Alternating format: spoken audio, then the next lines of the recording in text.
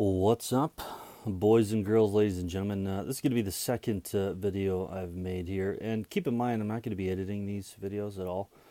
I'm going to try to keep this one under 10 minutes and also getting in a little bit more details, but not going overboard with facts outside of like personal opinion and stuff.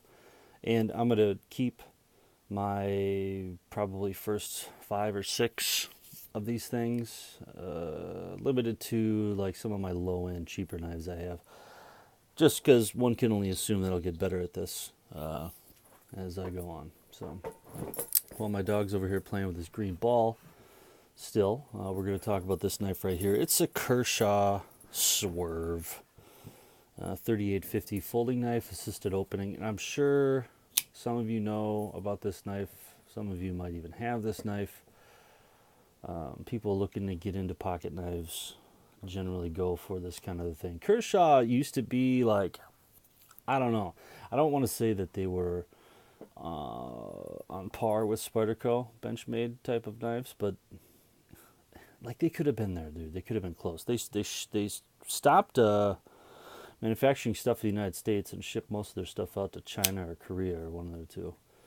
And they kind of took this role of gas station, Menards, Home Depot, Lowe's type of knife distributor, right? So like you're a guy walking around a tool shop or something and you see this thing and it's like in a piece of plastic packaging, you know what I mean, with big red, white letters Kershaw at the top.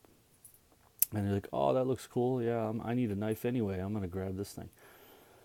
And these knives, for the most part, under 20 bucks. This Kershaw Swerve, I think, is definitely under $20. I actually got this knife for free from a knife manufacturer. Give it to me as a gift for buying another knife. So I'll just get into it real quick here what I think about this knife. It fucking sucks, okay? Number one, it's way heavy, dude. Like, this thing is super, super heavy. For having only a 3-inch blade on this knife, it's super, super heavy. And, like, I understand what they're trying to do with this. Like, this big, heavy-duty, masculine pocket knife. Let's fight. But at the end of the day, like, it doesn't work, and I'll tell you why. Because of the steel. I mean, it's that 13 mauve steel. What the hell is it called? 8CR, whatever. 13 MOV. I just call them 13 mauve or 14 mauve.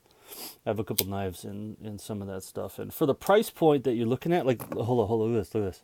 I'll show you this real quick. Oh. That knife, I'll talk about that knife in another thing, and I'll tell you why that knife smokes this one. And for you guys that are like, oh, well, of course, it's a fucking Strider. Of course, it's gonna smoke a $12. Well, this is not. This is a fake Strider.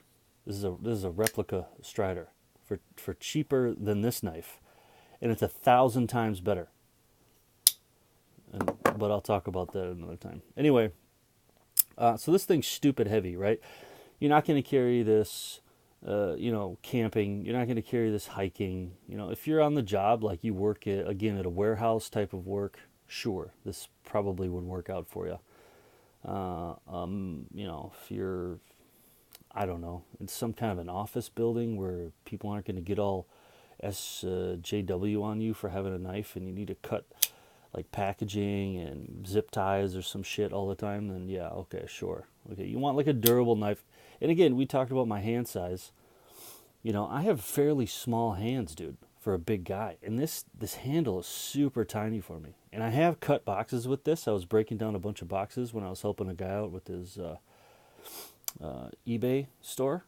And there's a mad hot spot right here. If anybody knows what a hot spot is, when you start cutting with a knife and putting pressure on it and cut, there'll be a certain spot on your hand that gets hot. It's called a hot spot. And this thing has a crazy hot spot. Not only right here where this weird bump is, but also down here near the pinky. So any guys out there who have like normal sized man hands that are, this knife's going to be even smaller. I mean, it's probably going to sit like this. Your pinky's going to free flow on the bottom here.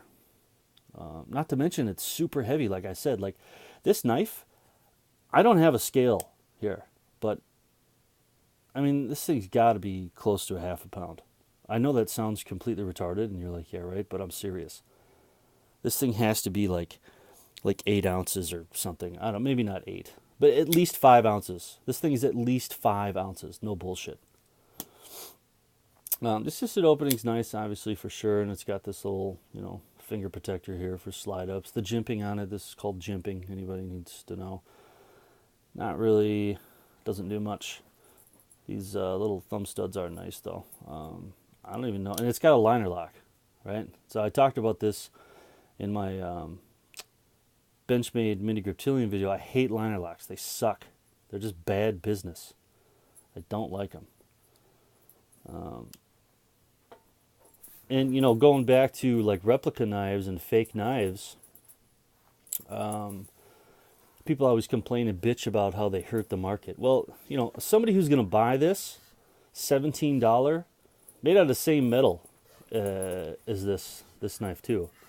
Somebody's going to buy this fake Strider for $13, isn't going to buy a real Strider. Nobody's going to test this out and be like, oh, I just wanted to see how the Strider feels. I'm going to buy... No, dude. You're buying this. These bullshit Chinese fake knife markets take away from this kind of knife manufacturer. And I think it's kind of sad because in all seriousness, no matter what happens, I would choose this over this any day of the week 100 times over. This does look cool though. Like I said, assisted opening's kind of nice. It's got the stonewash blade, which is kind of cool. Super deep, like it's really fat belly on here. Maybe you could fillet some fish with this or something. I don't know what the hell you're going to do with this knife. It's ungodly heavy. I'm not even kidding you. It just weighs way too much. This pocket clip is reversible. You can put it on the other side here. And there's like a little screw right here. Let's see if we can see that bad boy. T6 torque screws or something like that, I think they're called, or hex screws, I don't remember. Scales are nice, and again, super thick, like just overabundance of durability on this thing. Like you could probably beat it with a hammer. I know Kershaw has another knife, the Cryo, I believe it's called, that they worked with Rick Hinderer on, and kind of helped his, or he kind of gave his input on that thing. It really just looks like a zero tolerance knife anyway, but the ZT series, if you guys are familiar with that kind of stuff. But all in all, like knives to have or whatever, like this thing's like a 4. Like I don't know. I just would never, I never would have bought this anyway. And now that it was given to me for free, I can tell you that I don't like this knife at all. I think it's way too heavy. For like first and foremost, if there was any other point about this that sucked, the heaviness would outweigh it. Like it's ridiculous heavy. As you can see, this blade's not even centered in here very well. It doesn't need to be this heavy because a knife that's this durable and heavy should have a better steel on it. Like 154 cm at minimum. S30V, possibly. But not this garbage. Not 13 mauve. Like it's trash steel. Like it's not good. It's super chip. What is it? Susceptible? Is that a good word? Doesn't hold an edge very long. It's really easy to sharpen, and it does get like razor sharp, but it doesn't last very long at all when you're cutting things with this knife. Not specifically this knife, I'm sorry, but this blade material. I haven't cut too much shit with this. As you can see, there is a little edge rolling already on here. I've cut a few boxes with this and nothing else, right? That's it. And you can see that the blade rolled right here. Still has a decent edge on it. I wouldn't say I'd cut more than, 10 boxes with this thing, so cardboard.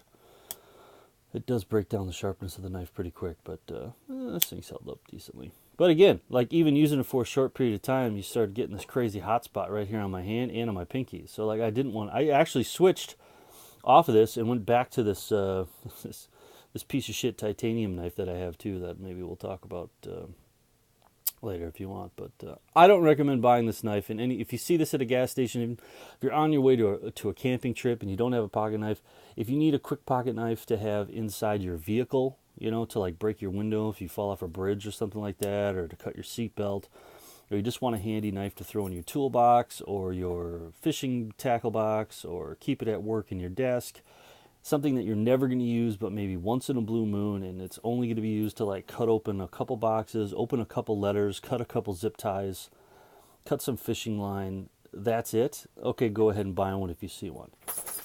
But at the end of the day, it's definitely not worth $20. I can show you a ton of other knives that are vastly superior to this in every way for that price point. And again, like, it is cheap. It's a cheap knife, right? It's $20. What do you expect? Well, I'd expect it not to be this goddamn heavy, for one thing. You know, that out of that $20, they probably spent $4 of that in this ridiculous amount of plastic and lining here to make this thing overly heavy. So I give this a 4, and that's being generous, to be quite honest, on a must-have. Kershaw Swerve, everybody. Thanks for watching.